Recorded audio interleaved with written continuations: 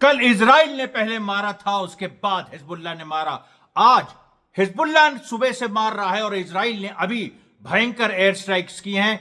100 से ज्यादा प्लेन्स एक साथ उन्होंने सदर्न लेबनान पे हमला किया है और जिसमें 100 से ऊपर लेबनीज सिविलियंस मारे गए हैं और करीब 300 से 400 घायल हैं। लेकिन उसके बाद जवाबी हमले में हिजबुल्लाह ने क्या किया, ये देखिए, ये मैं आपको अंत में बताऊंगा। इस वीडियो को पूरा देखिए।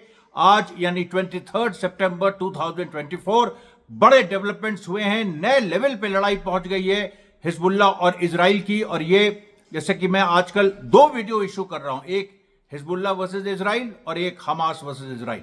तो ये करीब 8:30 बजे, 8:15 से 8:30 बजे आपके बीच आएगा और जो दूसरा वीडियो है वो 9:15 से 9:30 के बीच आएगा।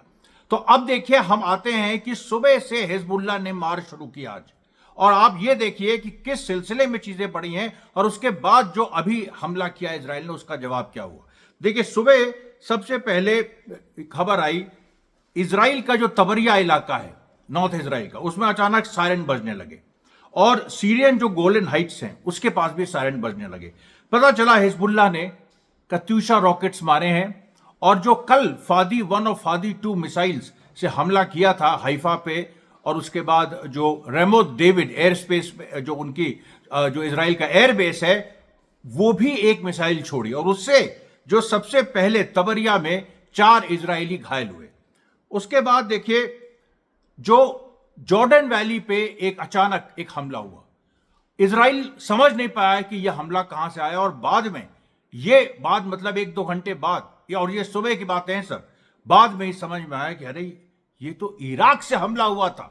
इराकी रेजिस्टेंस ने सीधे जो जॉर्डन वैली कहते हैं, जो इजराइल का इलाका है, नाम उसका जॉर्डन वैली है, वहां पर सीधे मारा इराक ने। और जॉर्डन वैली में खास तौर पे आयरन डोम लगा हुआ है केवल उस क्षेत्र के लिए, और आयरन डोम उसको इंटरसेप्ट नहीं कर पाया। इसमें 11 इजरायली घायल हुए, 11 इसमें घायल हुए, पहले 4, 15 हो गए। उसके बाद आप देखिए, उसके बाद फिर दूसरा जो हमला वो भी इराक ने किया जॉर्डन वैली में, और उसने ये कंफर्म किया कि जो ये हमला है ये अल अरफद ड्रोन से उसने किया है। अल अरफद ड्रोन भी देखिए, जो इराकी रेजिस्टेंस ने खुद बनाया है, उसने सीरिया से और ईरान से मदद लेके शुरू में जो उनके इनिशियल जो मिसाइल्स थे, ये भी एक तरह से अनगाइडेड मिसाइल है। ऑल्दो इसके कुछ पार्ट्स गाइडेड भी, मतलब कुछ हिस्सा इसका 2 तरह के बनाए हैं, एक गाइडेड और एक अनगाइडेड। लेकिन अभी जो जॉर्डन वैली पे मारा ये अनगाइडेड था और ये बड़ा प्रिसाइज था जो ये दूसरा मारा, और इसमें भी देखिए कई इजरायली घायल हो गए। अब उसके बाद देखिए, फिर जॉर्डन के जो जॉर्डन वैली है इजराइल की, नॉर्थ इजराइल की, उसमें तीसरा हमला इराकी रेजिस्टेंस द्वारा उसी ड्रोन से, जो मैंने पहले आपको बताया था, अल अरफद ड्रोन। और वो अनगाइडेड था, ये गाइडेड था। और कहां पर, ये सिदी इलियाहू इलाका जॉर्डन वैली का है, उसमें इराकी रेजिस्टेंस से मारा। और इतनी मारके की उसमें जो निशाना था कि पूरे एक आईडीएफ पेट्रोल जो उस जगह से जा रही थी उसके वो बिल्कुल सामने गिरा और उसमें भी कई लोग घायल हो गए। फिर देखिए, जो हसाका, अब हम यहां से इजराइल से सीरिया चलते हैं। सीरिया में जो हसाका यूएस बेस है नॉर्थ ईस्टर्न सीरिया में, जो सीरिया का एक हिस्सा अमेरिका ने कब्जाया हुआ है अपने आतंकवादियों के माध्यम से, नुसरा फ्रंट और आईसिस वगैरह के माध्यम से, वहां पर हसाका बेस नॉर्थ ईस्टर्न सीरिया में, जॉर्डन वैली में इजराइल में मार हो रही है, उसके बाद हसाका में सीधे मार हुई। 11 अमेरिकन सोल्जर्स घायल हो गए। अब आप सोचिए, 11 अमेरिकन सोल्जर्स घायल हुए और हसाका पे इराकी रेजिस्टेंस ने सीधे मार की। ये जो देखिए बात हो रही है, जो यूएस ने कहा है कि हम 2026 तक इराक खाली कर देंगे, ये पूरी कवायद है कि यूएस को उसके पहले खाली करना पड़े। और दूसरी कवायद है कि इजराइल जो कि अब एक पागल हाथी की तरह हो गया है, तो जो पागल हाथी का जो पालनहार है उसको भी सबक सिखाना है। इसके साथ साथ आप जज्बा देखिए, और जज्बा ही नहीं, आप एक्यूरेसी देखिए। जॉर्डन वैली में हमला होता है, इसके पहले कि अमेरिका रिएक्ट करे, वॉशिंगटन रिएक्ट करे, इसके पहले अमेरिकन बेस पे हमला हो जाता है। अमेरिका रिएक्ट इस पे करे या इजराइल पे जो हमले हो रहे हैं उस पे करे। अमेरिका की बोलती बंद है इस समय, आपने देखा होगा, बयान आना बंद हो गए हैं। बाइडेन चुप है, ट्रंप चुप है। ट्रंप को तो जब से पता चला है कि उसको यहूदी वोट नहीं दे रहे हैं तब से सदमे में है। बाइडेन जो है, बाइडेन एकदम मतलब अब उसने जो एक झूठ बोलता था कि सीज फायर की हम कोशिश कर रहे हैं, वो बोलना बंद कर दिया है। और ये देखिए जो मार हो रही है यूएस पे, इसको तक कंडेम नहीं कर पा रहे हैं, एक्नॉलेज नहीं कर पा रहे हैं। जबकि आज पत्रकारों ने पूछा कि यूएस बेसिस पे मार पड़ी है, तो उसको आज ये अवॉइड कर दिया गया या उसको इवेट किया गया। और जो डिपार्टमेंट ऑफ स्टेट है उसके स्पोक्सपर्सन ने कहा कि अभी हम तहकीकात कर रहे हैं। उसके बाद देखिए रमत डेविड पे आज दोबारा मार हुई। अब बताइए, रमत डेविड जो उनका इजराइल का एयरबेस है, जिसमें कल भी मार हुई थी, प्लेन्स नष्ट हुए, आज भी मार हुई, प्लेन नष्ट हुए। और राफेल जो मिलिट्री इंडस्ट्रियल कॉम्प्लेक्स है उसमें भी आज मार हुई, दोबारा मारा, और वही फदी वन मिसाइल से मारा। उसके बाद देखिए हिजबुल्लाह ने एक झड़ी लगा दी, भयंकर झड़ी, जिसमें उन्होंने फदी 1 और फदी 2 मिसाइल से रमत डेविड पे दूसरी बार मारा। उसके बाद राफेल जो कंपनी है, जो जिस एरिया में है और पूरा उसका मिलिट्री इंस्टॉलेशन है, वहां पर जिवुलिन एरिया है, नॉर्थ ऑफ हाइफा पड़ता है। और राफेल जो कंपनी है, जो कि इलेक्ट्रॉनिक मीन्स और इक्विपमेंट सब वहां पर लोकेटेड हैं, जिवुलिन एरिया में कम से कम 1 दर्जन फादी 1, फादी 2 और कत्यूशा जो कत्यूशा रॉकेट्स हैं, उनसे साइमल्टेनियस अटैक। आप सोचिए, जब मिसाइल और रॉकेट का साइमल्टेनियस अटैक होता है तो क्या स्थिति उत्पन्न होती है, वो समझना जरूरी है। उससे क्या होता है कि जो भी आपने पहले मारा हो, मिसाइल आपने मारी हो, तो मिसाइल जो हैं जैसे अनगाइडेड मिसाइल्स हैं लेकिन बहुत प्रिसाइज है फादी 1, तो ये फादी 1 जब ये लगती हैं तो ये पूरा एक बड़ा ब्लास्ट पैदा करती है। और उस ब्लास्ट से जो लोग भागते हैं, रॉकेट्स उनको निशाना बनाते हैं। ये जो देखिए, ये आज तक इजराइल ने नहीं किया। ये चीज सेकेंड वर्ल्ड वॉर में जर्मनी का एक हथकंडा था, जो फ्रांस का इन्वेजन था, उस समय जर्मनी ने इस तरीके से यूज किया था।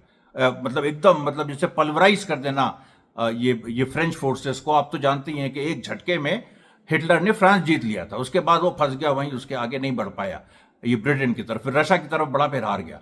ये जो हिजबुल्लाह ने किया आज, इसी से इजराइल बौखलाया हुआ है। और उसके पास यही उसकी समझदारी है कि भाई हम जो हिजबुल्लाह फाइटर्स है, अब तो उनको नहीं मार सकते, अब हम सिविलियंस को ही मारेंगे। अब मतलब सिविलियंस को जैसे गाजा में मारा वो यहां भी मारेंगे। और ये एक बार वो कर दे, क्योंकि इसमें बहुत सारी बातें हैं जो अभी आपको मैं बताऊंगा आज डेवलपमेंट्स हुए कि ये जो सिविलियंस को मारना कैसे इजराइल पे भारी पड़ने जा रहा है दूसरी तरह से, बहुत ही खतरनाक तरीके से। खैर, तो ये देखिए, सबसे पहले जो जिवुलिन में रॉकेट्स और मिसाइल की साइमल्टेनियस जो अटैक हुआ, उससे क्या हुआ। उसके बाद मनारा साइट और यफ्ता बैरिक्स में फिर साइमल्टेनियस अटैक, कम से कम 22 इजरायली सोल्जर्स हताहत हुए, मारे जाने की खबर है, मारे जाने की है। उसके बाद आप देखिए बगदादी साइट पे फिर वही डबल हमला, यहां भी कई इजरायली सोल्जर्स के मारे जाने, घायल होने की खबर है। उसके बाद रडार साइट जो कि लेबनीज शीबा फार्म्स में, उसमें फिर डबल हमला मिसाइल और रॉकेट का। ये देखिए बार एक और 10-10, 5-5 मिनट के अंतराल पे।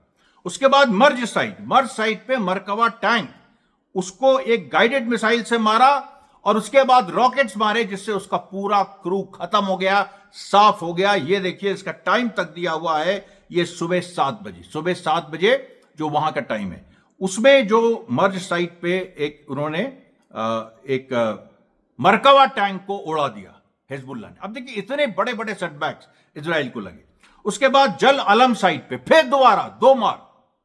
ये देखिए, ये जो हिजबुल्लाह ने जो कहा कि हमारे पास अभी बहुत कुछ है जो हमने नहीं दिखाया है, तो फदी 1 और फदी 2 जो मिसाइल्स हैं, या उनको फादी कहिए, वो प्रोनाउंसिएशन का इशू है, तो वो जो मिसाइल्स हैं, वो जो उनको दुनिया ने पहले नहीं देखा था कि किस तरीके से पुरानी सीरियन मिसाइल्स को उन्होंने इनोवेट करके नया बनाया और ज्यादा घातक हैं शॉर्ट टर्म उसके लिए। कोई बैलिस्टिक मिसाइल्स नहीं है, जैसे यमन ने जो मारी थी जो हाइफा पे और तेल अवीव पे, वो ये मतलब जो इसके पहले, तो ये हाइपरसोनिक मिसाइल्स नहीं है, ये रेगुलर मिसाइल्स हैं जिनकी रेंज 30 से 40 किलोमीटर है, लेकिन ये सीधे मार रही हैं और ये ज्यादा इफेक्टिव होती हैं पास की लड़ाई में। तो इसलिए ये देखिए, ये जो पूरी सिचुएशन है, इसमें जल अलम साइट पे जो डबल अटैक किया कत्यूशा रॉकेट्स और फदी 1 और फदी 2 मिसाइल्स का, उससे भी इजरायली सोल्जर्स मारे गए। और इसमें देखिए बिल्कुल साफ है पूरा, कम से कम आप सोचिए 12 हेलीकॉप्टर जल अलम साइट पे, 12 हेलीकॉप्टर इजराइल के उतरे। और आप सोच सकते हैं कि 12 हेलीकॉप्टर, हर हेलीकॉप्टर में 4 से 5 जो इंजर्ड हैं उनको ले जाने की उनकी ये कुव्वत होती है। उसके बाद देखिए जो यमन ने फिर एक अटैक किया, और यमन ने इजराइल की जो लॉजिस्टिकल सपोर्ट जो एक शिप देती है उसको रेड सी में मारा, और बड़ा जबरदस्त मारा।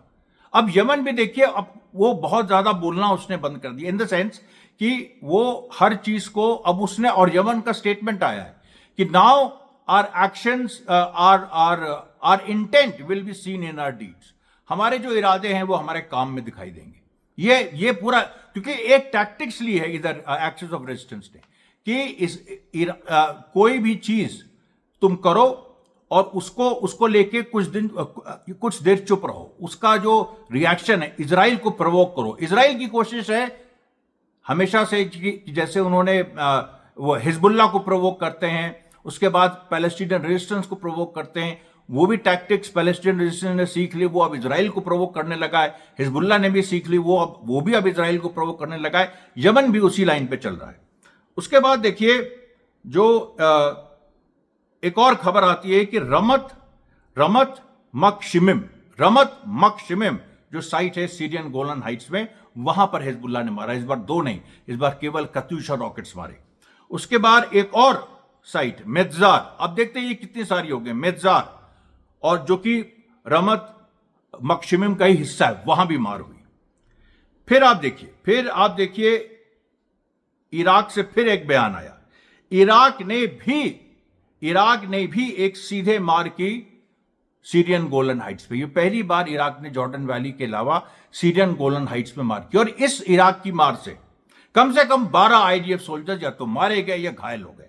अब गिनती ही नहीं है, मतलब आप देखिए अब उसके बाद ये आएगा कि इतने सारे लोग लेबनान में सिविलियन मार दिए गए, दुनिया में हाय तौबा मची। तो ठीक है भाई, मीडिया तुम्हारा है, नैरेटिव तुम सेट करते हो, लेकिन हम लोग भी हैं, हम लोग काउंटर नैरेटिव सेट करते हैं।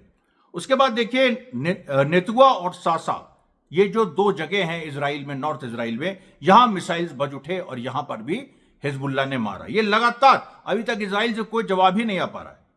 उसके बाद देखिए इजराइल ने जवाब देना शुरू किया, कुछ उसके हवाई जहाज उड़े, लेकिन वो हवाई जहाज उनको रॉकेट्स ने फॉलो करना शुरू किया, पीछे वो हट गए। अब आप सोचिए, पीछे हटना पड़ा उनको। उसके बाद फिर नॉर्थ इजराइल के मालोत तरशिया इलाके में सायरन बज उठे, वहां पर हिजबुल्ला ने फिर से मार की। और उसके बाद किरियत शिमोना, जो कि बिल्कुल जैसे वो हो गया है, जैसे मतलब आप कभी भी किसी कुत्ते को लात मार देते हैं, वैसी मितुल्ला हो गया, बर्बाद हो गया है। किरियत शिमोना भी बर्बाद हो गया है। वहां के सेटलर्स कह रहे हैं कि हमें मौत दे दो, हमें हिजबुल्ला के रॉकेट्स को फेस ना करना पड़े। ये पूरी सीधी बात देखिए आमने सामने हो रही है।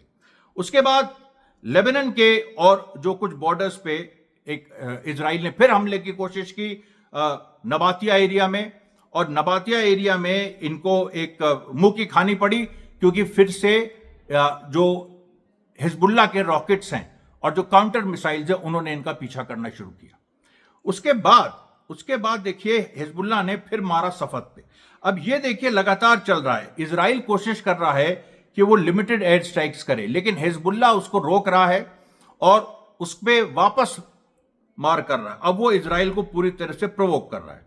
सफद पे फिर मारा, इसके बाद सफद पे मारा, उसके बाद हाइफा और अक्का पे मारा, लगातार हिजबुल्ला मार रहा है। उसके बाद एलकोश जगह है, आपने ये सब नाम पहले नहीं सुने होंगे, एलकोश जगह है नॉर्थ इजराइल में, वहां मारा।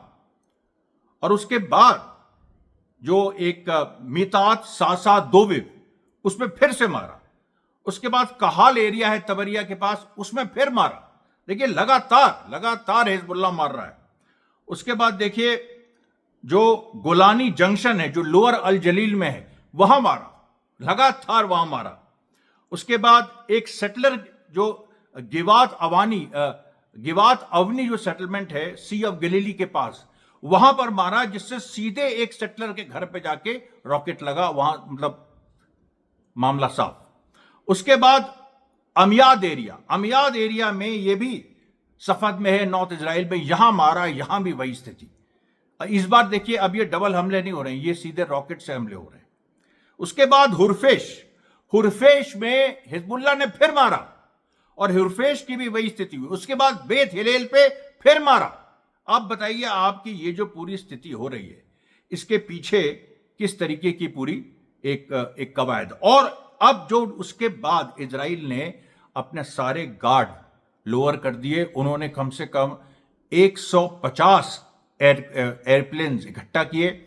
उनको मुश्किल हुई क्योंकि रेमोस डेविड की बहुत सारी जो उनका मेन एयरबेस है, जो जिससे वो लेबनान पे हमला करते हैं और कल से उस पर मार कर रहा है हिजबुल्लाह, तो उनकी बहुत सारी जो उनके प्लेन्स हैं वो इस स्थिति में नहीं है कि उड़े।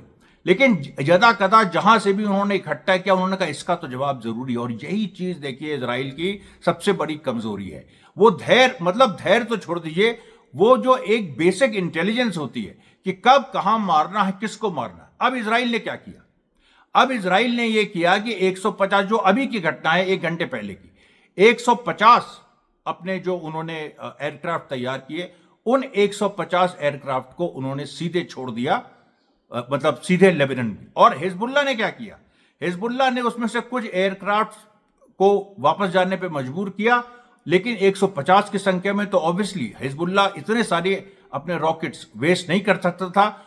वो जो मार की है लेबनान के टाउन्स में, बेका, खासतौर पे बेका जो वैली है, उसमें कई शहर, कम से कम आप सोचिए 20 से 25 जो छोटे छोटे इस तरह के शहर हैं, वहां पर बम छोड़ा। इनका इरादा क्या था, इरादा यह था कि ये कह रहे थे कि हिजबुल्लाह का हमने एक कमांड सेंटर लोकेट कर लिया, उसको हम उड़ा देंगे।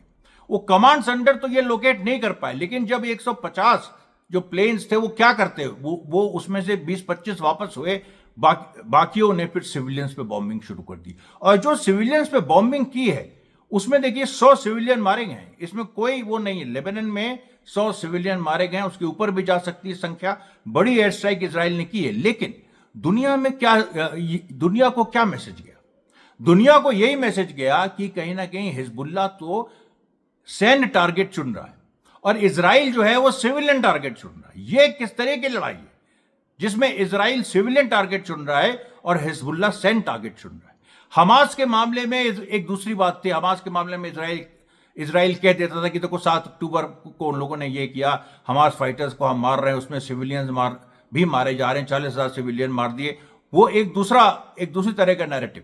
हिजबुल्लाह के साथ वो नैरेटिव काम नहीं कर रहा है, क्योंकि हिजबुल्लाह के साथ जो चीजें जो बात सामने आ रही है कि हिजबुल्लाह ने कोई इस तरह का तो हमला किया नहीं ना 7 अक्टूबर जैसा, तो इसलिए इजराइल ही ने 7,000 बार 2006 के बाद जो 7,000 जो उन्होंने वायलेशन किए हैं रेजोल्यूशन 1701 के, तो वो चीज जो वो इजराइल के ऊपर भारी पड़ रहा है। इजराइल इस समय विलन के रूप में देखा जा रहा है। ये और ये जो मार रहे हैं, ये तो वैसे ही मारते सिविलियंस को, ये जो इनका इजराइल का जो पर्पस था। लेकिन इजराइल ने कहा क्या था, इजराइल ने कहा था हम नॉर्दर्न सेटलमेंट में नॉर्थ इजराइल पे सेटलर्स को वापस भेजेंगे। वो तो आप भेज नहीं पाए और अभी आप सिविलियंस को मार रहे हैं, बल्कि सेटलर्स आपके 5 लाख भाग गए कल, और आज स्टेटस को बना हुआ है।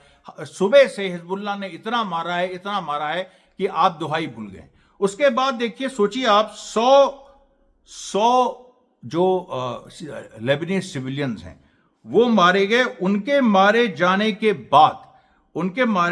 बाद हिजबुल्लाह ने हाइफा पे फिर मारा, और हाइफा पे मारा है जो पहले उसने कल मारा था, आज मारा, इस बार फदी 2 मिसाइल से मारा। इजराइल उसको इंटरसेप्ट नहीं कर पाया और हाइफा में कम से कम 11 जो वॉर प्लेन्स इजराइल के हैं, F-16, जिनको मॉडिफाई करके वो पूरा भेजता है लेबनान, F-16 प्लेन्स करीब 12 से 16 F-16 प्लेन्स डिस्ट्रॉय हो गए। ये लेटेस्ट खबर है। ये जो देखिए बात है, इस पे जोर दीजिए। आज इजराइल ने 100 से ऊपर मान लिए लेबनीज सिविलियंस मारे, लेकिन उसके साथ हिजबुल्लाह ने कितने इजरायली मारे, कितने प्लेन गिराए, ये भी बहुत बड़ा सवाल है। और उसके साथ साथ हम देखिए जो हिजबुल्लाह की जो ये लड़ाई है, ये पूरा इस पे वैसे ही हम रिपोर्ट करते रहेंगे। आज का प्रसारण मैं यही समाप्त करता हूं। धन्यवाद साथियों, बहुत बहुत धन्यवाद।